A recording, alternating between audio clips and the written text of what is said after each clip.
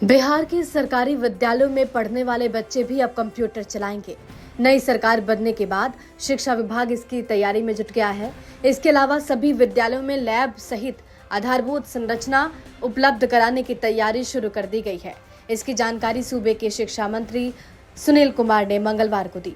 उन्होंने कहा कि STET का रिजल्ट आने के बाद TRE-4 की नियुक्ति की प्रक्रिया शुरू कर दी जाएगी। जनवरी के बाद शिक्षक नियुक्ति की संभावना है।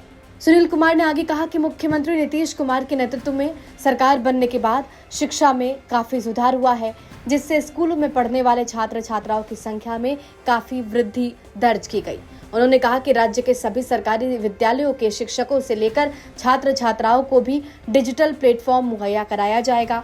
सुनील कुमार ने बताया कि इसको लेकर सभी विद्यालयों में लैब और टैब मुहैया कराने का प्रयास किया जा रहा है।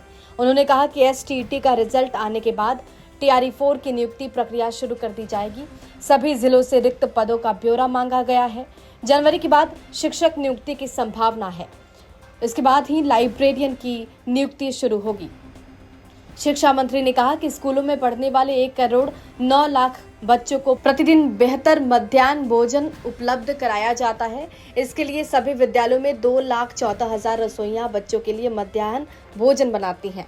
शिक्षा मंत्री सुनील कुमार ने कहा कि राज्य में नौकरी और रोजगार परक शिक्षा की व्यवस्था की जा रही है, ताकि अधिक से अधिक युवकों को रोजगार मिल सके। इसके साथ ही राज्य के दिव्यांग बच्चों को बेहतर शिक्षा व्यवस्था देने की दिशा में सरकार कार्य कर रही है। दिव्यांग बच्चों की गुणवत्तापूर्ण शिक्षा उपलब्ध कराने के लिए भी शिक्षकों की नियुक्ति की जाएगी।